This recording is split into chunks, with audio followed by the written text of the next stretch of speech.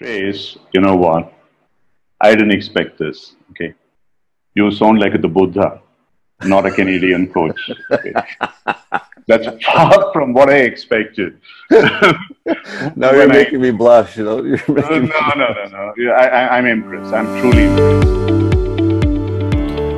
Welcome to Safe Space Made Simple, a practical podcast that guides clinical leaders and healthcare managers to create trust and support with their teams.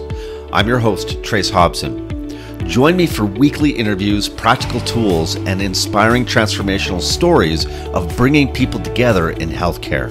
Now, let's dive in. Hi, everybody. Trace Hobson here. Welcome to the Safe Space Made Simple podcast. Today's episode is all about equipping you as a clinical leader to help your team transform the unit. What I'm talking about is the interpersonal conflicts and disrespectful conduct that you're probably experiencing in your unit. This is going on in healthcare everywhere today, all over the world. I'm sharing a webinar that I did in 2019 for a group of students that were trying to figure out how to bring coaching into high stress, high pressure industries and sectors like healthcare. You'll learn simple, powerful steps that you can take for yourself and for your team to create a systemic change in your unit that also can ripple out to the larger system. Now, without further ado, let's go right to the show. Today we have Trace here. He's currently in Holland. He lives in Canada usually. And I met up with Trace some while ago, and I'll have a dialogue with him. And applying that into systems and various other various works that he has done, both as I said, as a coach, as well as being a member of that system. Ram and Magda, thank you for having me here. My name is Trace Hobson. I own a company which does global training for managers and coaches in different parts of the world. And I live in Canada, as Ram already mentioned, and really applied that work in systemic coaching in a number of different projects and in different parts of my work. The funny thing about systems that I first want to share is that there's oftentimes this sense that we do something outside of ourselves with the system. We don't. We are the system. We literally are always already in the system. And so I love what you're sharing about the gorilla in the room earlier with the executives and what's going on there. And for me, as I listen to that, I'm actually already hearing the system and what the system is sharing with us through the fact that that is going on. And invariably what it comes down to is oftentimes in those types of siloed situations is that people don't feel safe. They don't feel like they can actually be who they are in that space with authenticity. And so it's just safer and easier to go, no, I'm just going to do my own thing and stay in my silo. I don't want to collaborate over there. And very closely associated with the level of feeling safe is listening as well, and listening from a deep level to what's going on in the organization, what's going on all over it. And for me, this goes back quite a few years when I was an executive in operations in Canada, running projects and running an organization that was extremely reactive, very high stress, high pressure. And I started to notice that there was this theme inside of this where I had to listen very carefully and care fully for what I was listening to in order to create an environment where we could get the work done, but we could also do that in a way that served the human spirit.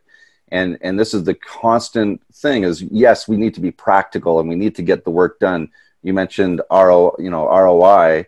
I also structure everything that I do around the key performance indicators that are wanting to be served in the project with the organization I'm working in. So when we do a systems approach or a coach engagement, I'm listening to the organization, I'm listening through the individual. And for me, it happens in 4 channels of awareness. It happens, first of all, in the individual channel of awareness, my awareness. And I need to notice that because oftentimes I think that in the past, I would have been a very reactive manager rather than a responsive listening manager, listening coach. And really, I can listen very deeply to what's going on inside of me as I'm engaging with the people in front of me, with the organization, with the department, with the whole system, the ecosystem. That's the first channel of awareness. The second channel of awareness is that person over there, my team over there. You know, what is going on for them over there? And if I'm listening deeply to the first channel of awareness with compassion and really, really in presence, I can hear in a different way than if I'm reactive. And then I can also hear the group, the team, the person in front of me in a new way as well. That second channel of awareness, the other person, shows up in a much different way. And I can start to hear what wants to happen underneath that group, who that asks me to be as a space holder, and what that asks me to do as a system input. And that takes me into the channel that's the third channel of awareness, which is between me and that other person or that other group. And that's the space in between, where intentionally, as a system input in a system's perspective, I can actually intentionally go into that space and embody the change that wants to happen with the organization. And then that taps me into the fourth channel of awareness, which is this higher frequency of information that is the same frequency that runs a forest or runs an ocean. It's that natural frequency of information that's always there. And it's my belief that organizations long to be run or to run in a natural way, just like the forests. If you ever go out into a forest, you don't ever see any tree growing workshops. There's always growth there that comes naturally. The expansion comes naturally from the deep connection that's already always there. And so for me, I developed this perspective from my own work with, thought leaders like Virginia Satir. I don't know if anybody knows who Virginia Satir was, but, the mother of systems approaches from a family perspective. And then also that work was taken into organizations many years ago. So I started learning from her, a decade ago or 12 years ago from her work. And then Otto Scharmer, you mentioned, Theory U. I loved Theory U, except that the problem that I always had with Theory U was, what do I do in the bottom of the U as a manager that is in a very reactive, high-paced organization? If you try to tell everybody to slow down, you might find that the response is not always that positive. So, what can I practically do as a system input? Well, for me, what that taught me, and my work with Transformational Presence has taught me, is that I literally am the system input. And as I show up, that has a huge effect on the space that's created for the people that I'm serving, whether that's an individual, a team, or an organization. And, so I think that it's much, for me at least, it's much simpler than the sort of the large theories.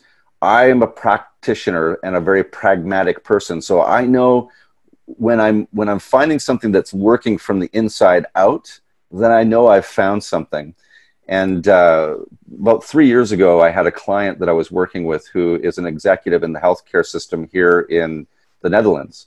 And this client was a director of a large team in a healthcare organization that was going through a massive transformation, and a transformation that had been going on for about 3 years by that point.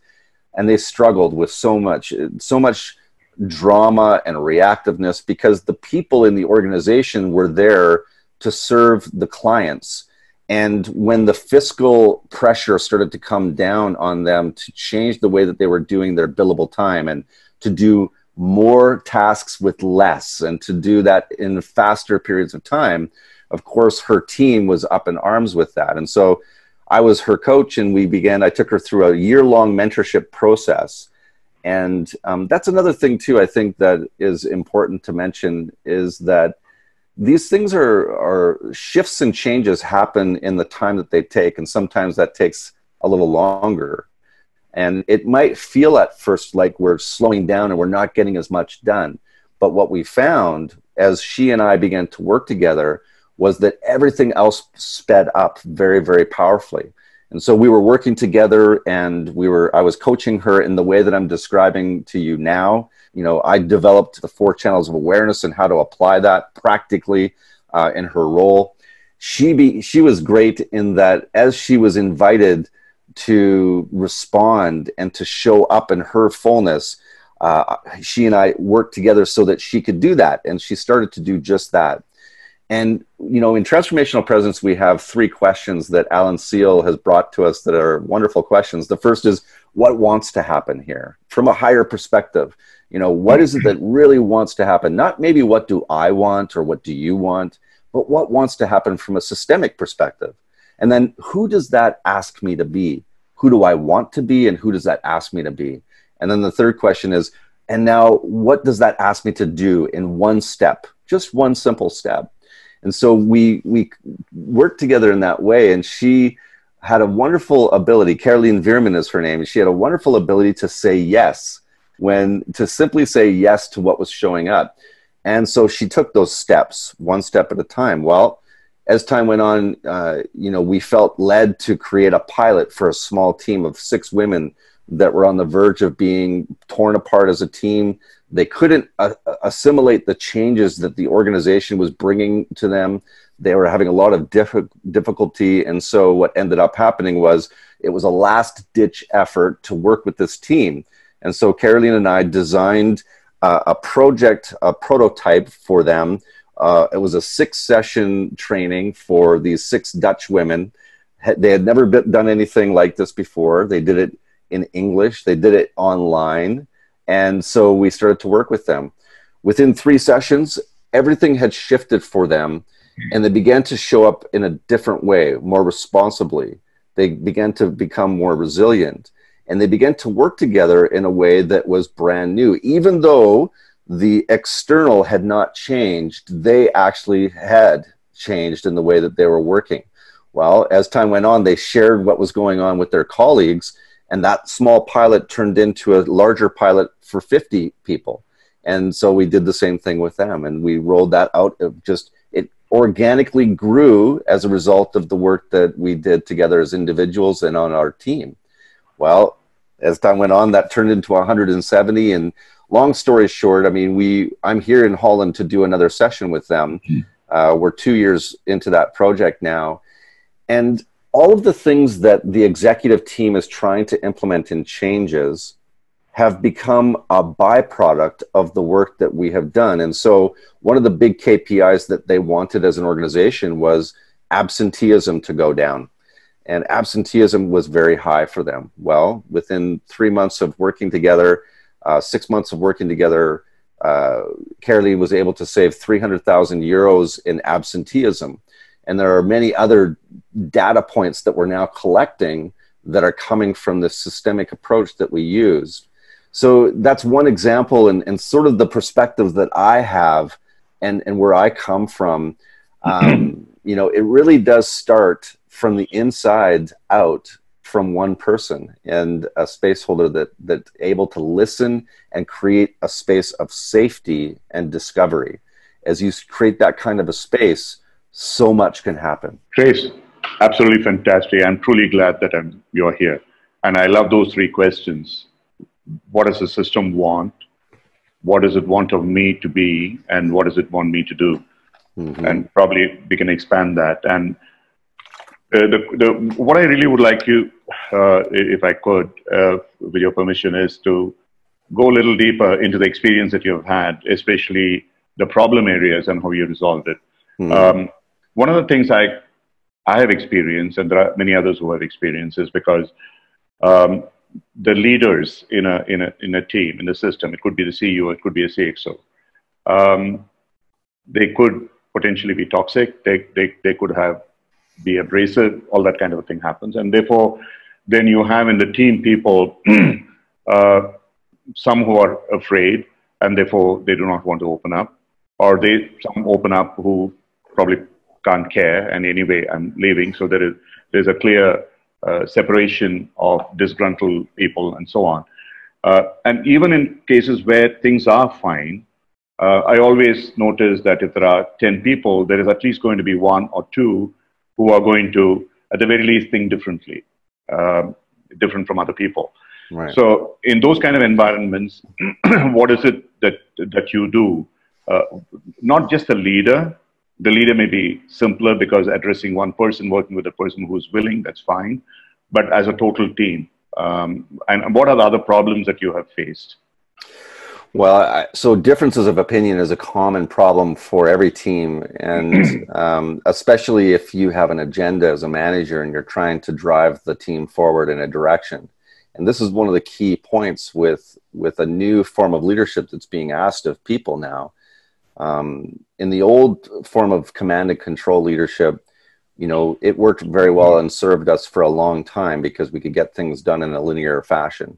And it still serves us in certain contexts as well. So we don't want to throw the baby out with the bathwater, so to speak. But in complexity, if you're leading from complexity, you need a different set of skills to be able to have a capacity for the complex. And so what you're talking about now, in an environment where there's differences, it's even more important to be in presence and to show up in a way that creates safety. And so what I do with that in different situations where there's conflict or where there's abrasiveness or where there's differences of opinion is to make sure that we're doing a really good job of creating a container that can hold the space. And so what I mean by a container is that there needs to be an initiator or a space holder in that organization, whether that's a manager with the assistance of a coach or it's a coach, it doesn't really matter, that can create an agreement container that gives very specific space for each person to share what it is that they need in order to feel safe, in order to perform their best, in order to learn.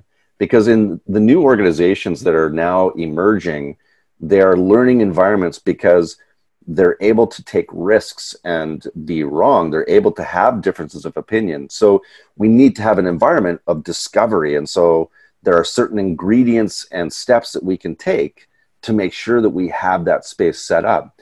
And of course, those agreements are agreed to by everyone. And one common one is, so can we have a space where we don't see things the same way, and that's all right?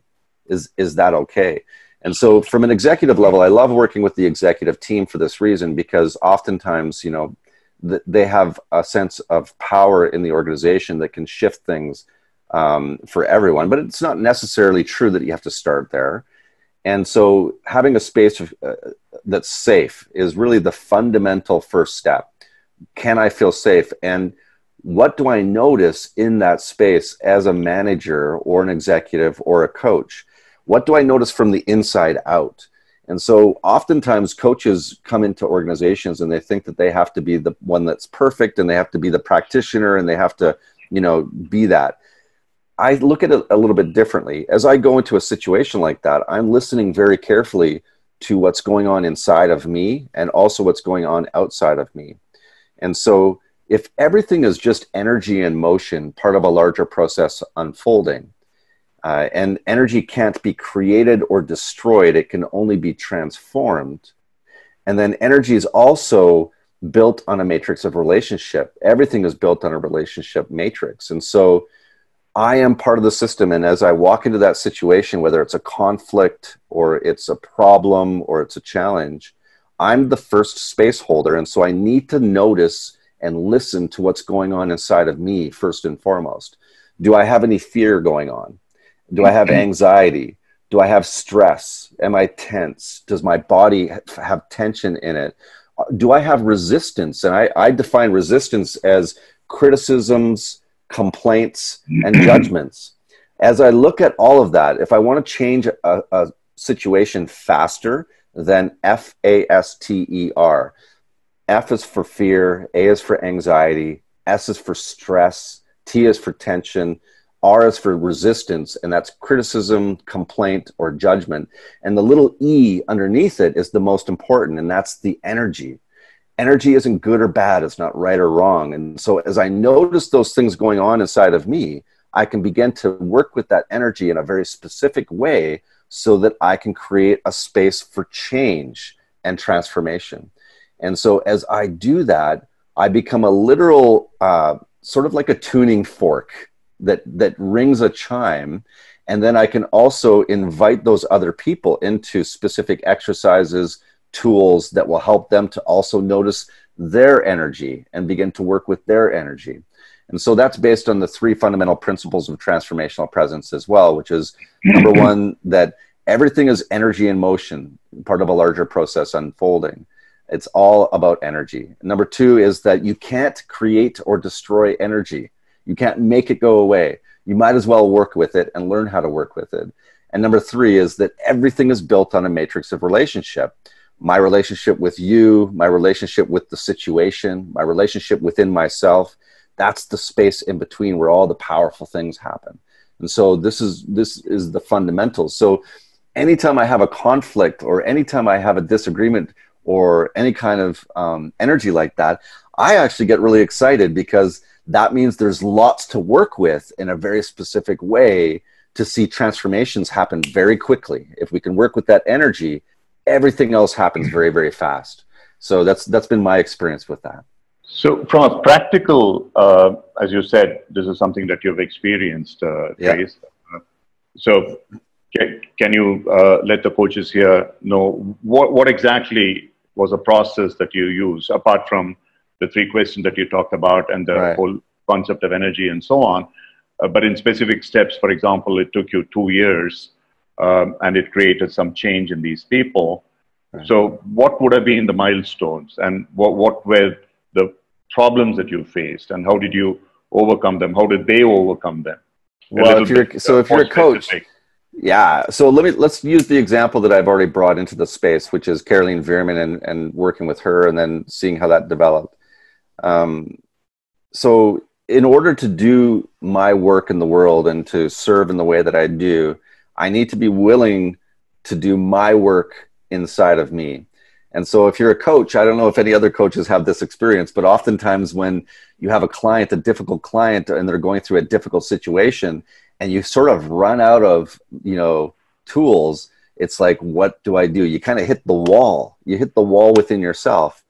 And so that is the first channel of awareness. And as I hit that wall with Caroline Veerman at different times, if I had not been willing to do my work inside and work with the fear, the anxiety, the stress, the tension, the resistance within me, the judgment within me, then I would not have been able to create a space where she could step in and do her own work.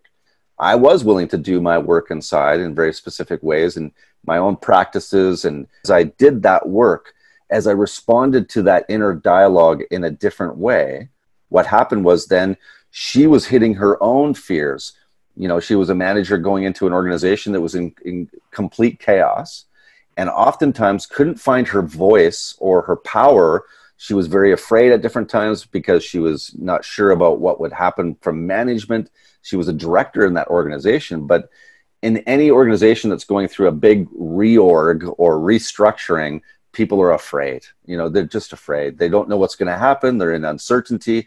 And she was one of those people. And so when I did my work and then created a space where she could do her work, that energy that I'm talking about was something she began to work with in a very specific way with transformational presence and with her own commitment to doing her work from the inside out.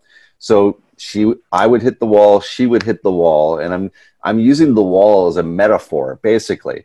If you ever get to a place in your life or in your work where you don't have any answers, where you're uncertain because everything you've tried is not working, and you are still there going, yes, I've got this problem to get through and I don't know how to get through it, that's the wall. That's the wall right there. And I don't know about others, but I've been in that situation as a manager, as an executive, and as a coach many, many times. And so when we hit that wall, the conversation normally in the past, when I was much more reactive, I would have been shining the light outside of myself and just trying this or trying that. Well, the consequences of that led me to slow down and to do the inner work that wanted to be done so that that space could come out of me and so that Caroline Veerman could also do her work as well. Now, this might sound super simple to people, and it's on one level it is very simple, but it's not easy. It's much easier sometimes to look outside of yourself than to look inside of yourself.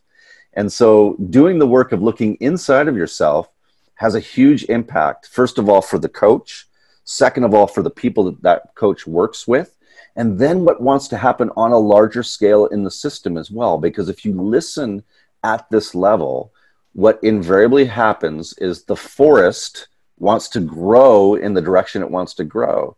And it will then take you out into the world. And for Caroline, it took her out into now, okay, what am I going to do? How do I show up powerfully? Well, it was with her own voice that she showed up and the things that she knew inside of herself that were right and true. And she began to have a ability to speak that out in very specific ways and to take risks that she wasn't willing to take before. And so the first risk was to then create a pilot for 6 women that was completely unheard of in her organization. You know, she had courage, she had responsibility, she showed up as an owner. That's what comes out of this space. And as she did that, then she moved to the next part, which was now, how do I coach these people? And how do I do this with this 6? And how do I do this with 50? Well, all the way through it, all the benchmarks, there was this constant conversation to go inside so that then something bigger could expand outside. And in my experience building businesses as well, it's no different. You know, as an entrepreneur in you know, Canada at different points, I saw this again and again in startup and also in companies where we did very well. It was only because we hit the wall and then we were willing to go inside as a leadership team, as a group, and then we experienced an expansion that was corresponding after that, because the system wants to expand. It really does want to expand all the time. So, you know, I know this probably sounds a little bit counter-intellectual to what is typically talked about, but it's my experience. And, you know, now what we see in the system at this particular organization is that, you know, the financial markers are all great. And I'm a very, you know, practical person. I want to see the KPIs met as well. But what's more important to me and what's been more impressive is the way that the people involved in this organization are now finding their voice and they're showing up as responsible owners inside that system. And now the system is shifting and changing at a larger scale, and it's going to continue to do that. You know, we don't know where that will end, but, you know, this is an organization that teaches children that can't see or hear how to communicate. And so it's a very important system that is benefiting from the kind of work that we're describing. So for me, it's it really makes a big difference the way that it serves the human spirit. And we also get to have the financial benefits too. That's the gravy on top, you know. Trace, you know what? I didn't expect this. Okay. You sound like the Buddha, not a Canadian coach. Okay. That's far from what I expected. Now you're making me blush, you know. No. I'm impressed. I'm truly impressed. I didn't expect this to happen.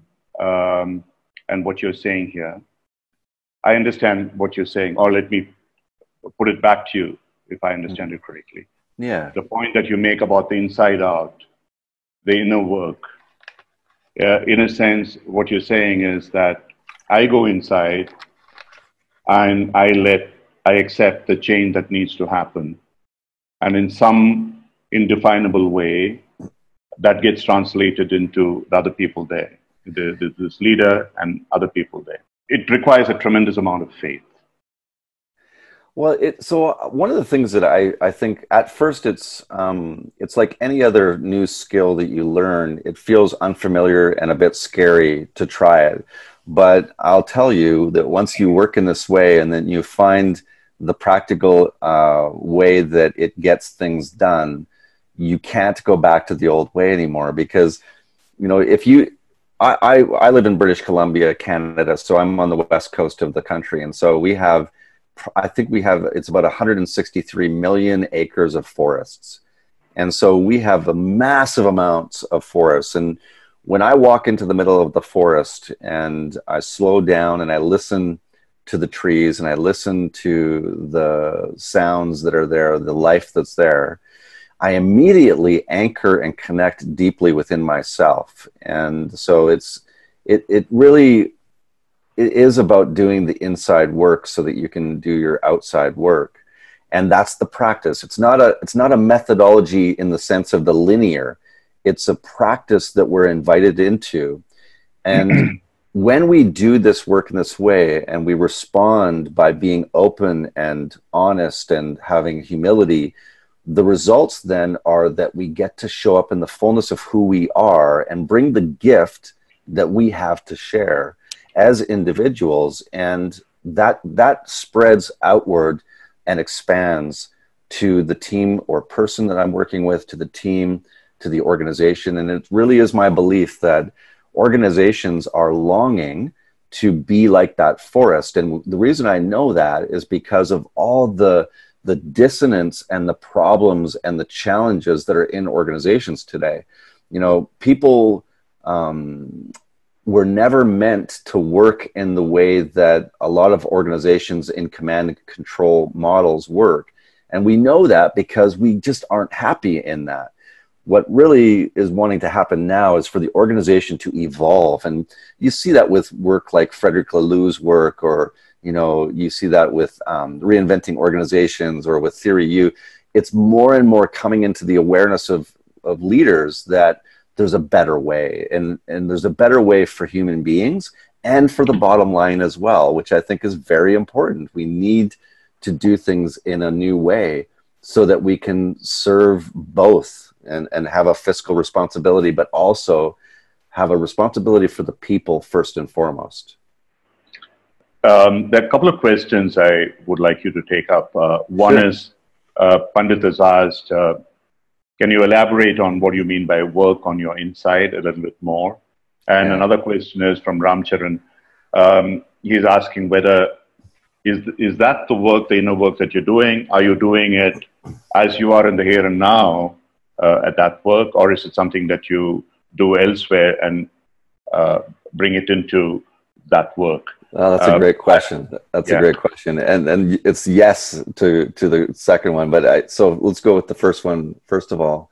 So one really practical way that I find that helps me to connect to my work is anytime that I'm being critical, or I'm complaining, or I'm being judgmental of myself or of others, that's like a bell ringing, inviting me to go inside and look at what's underneath that, and to begin to work with that in very specific ways so that I can work with the energy underneath that.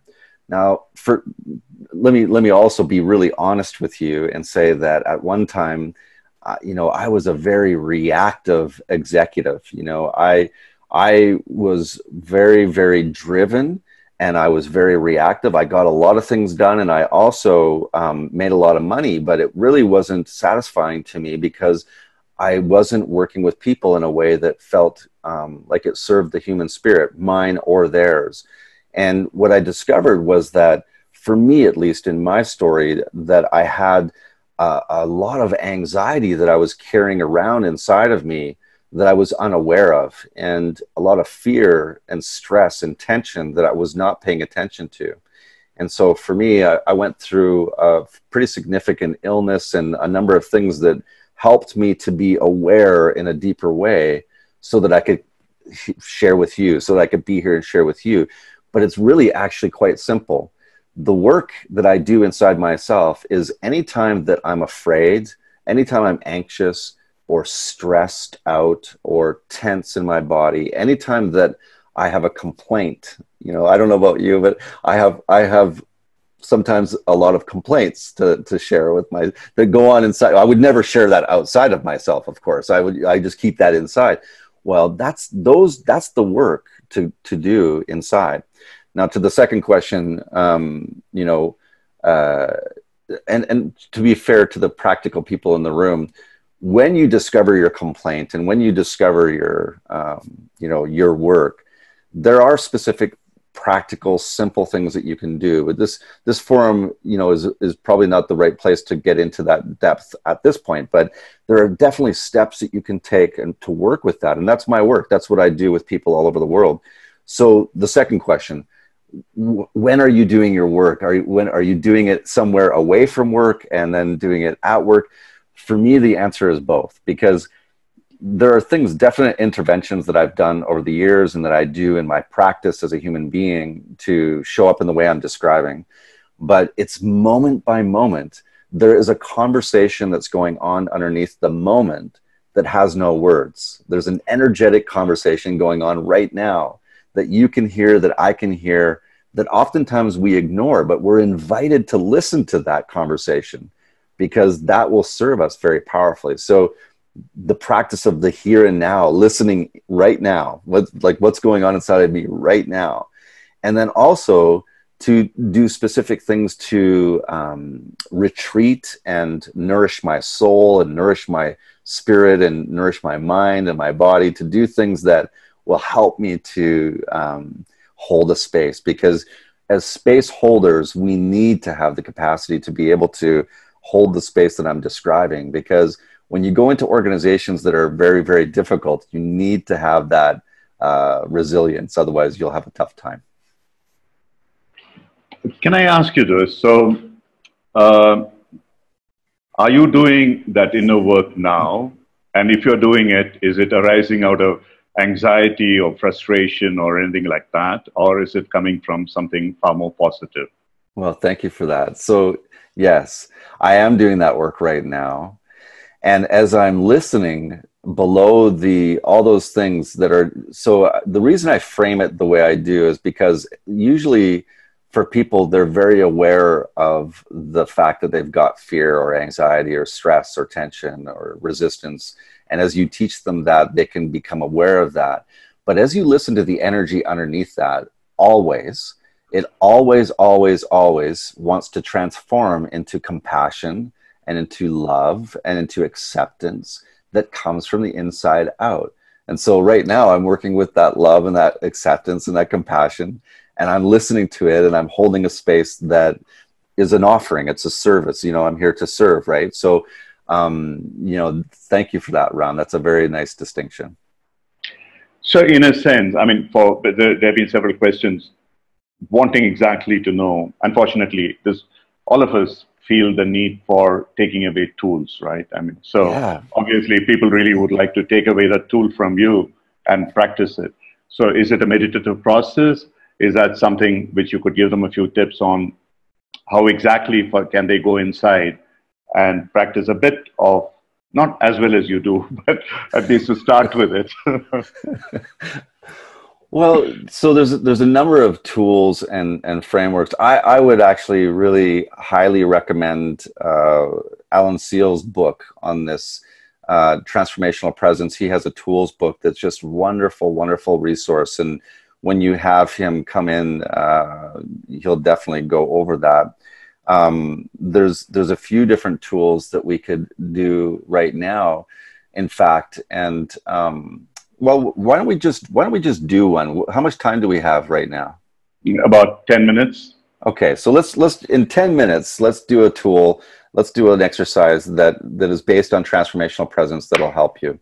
So Brilliant. Just right now, as you're sitting in your chair and you're all, listening to all this information and you've got everything going on, if you could just sit in your chair and feel your body in your chair for just a moment and take a deep breath and put the pens and the pencils down and put the electronic devices down and just be here and now for a moment and take a deep breath.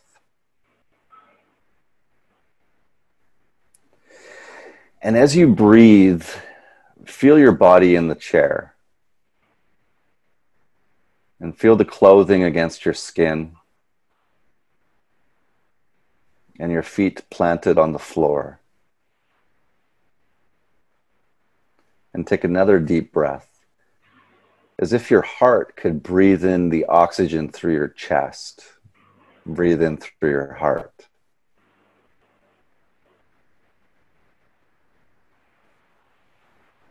And as you breathe like that,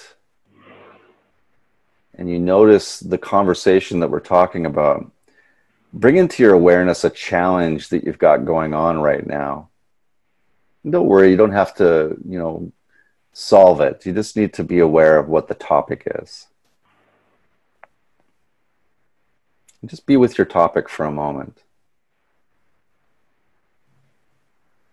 And wherever that topic is, as you take a deep breath into the challenge, or whatever's going on that you feel blocked about or stuck with.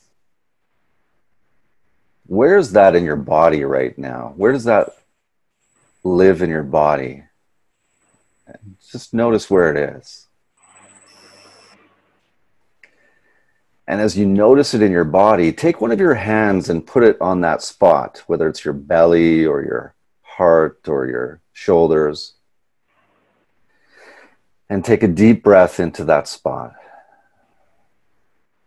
And as you take a deep breath into that spot, with your breath, as if your breath could ask it a question, ask that spot and that challenge, what is it that you really want me to know right now? And then take another deep breath to listen to the answer.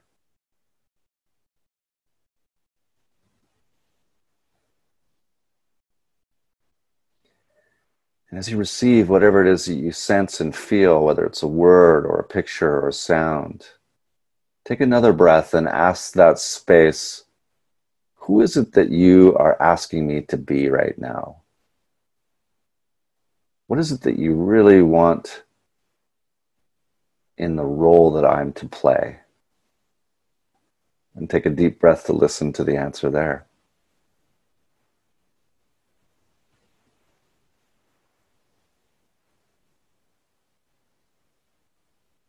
And as you sense into this space, ask this spot inside of you, what is it that you want me to take as one step in the next 24 hours? And then take another breath to listen to the answer that comes.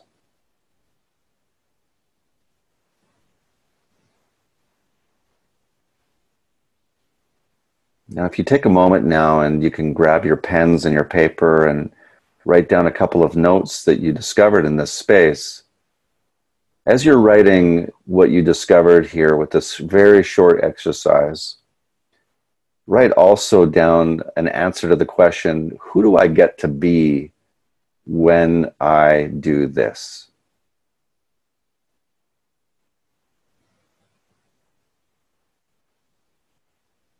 And then you can take a moment to write that down. And as you feel inspired to,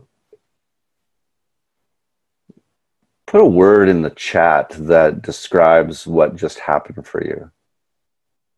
And whatever that is totally fine. You know, if nothing happened, that's okay too. It's not about it being a certain way. It's about it actually just listening to what's going on.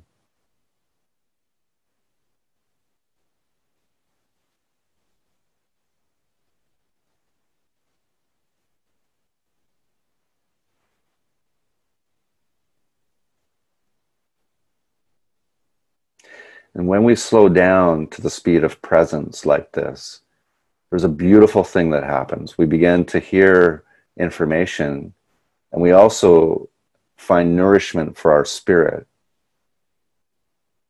so that something new can happen.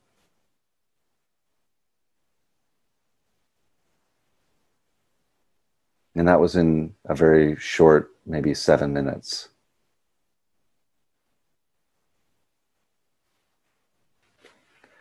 So let's just take a look at the chat and see what we see here. So let's see here. Permission, the way forward, awesome, clarity, mother, wow, I had a great discovery. From Anuradha, carefree, from Rika, reconnection to self, very relaxing and calming. And I love Leo's comment. Unfortunately, I felt nothing within my body. And so just notice that, Leo, and that is important information too. And it's not something that we need to make right or wrong. It's just what it is. And it's great information to pay attention to. Neil Manny says, intuition at best. Katie Shah, feeling calm, acceptance. You know, that's beautiful. Beautiful, beautiful. So when we work in this way, now what is the action step that is being asked of you?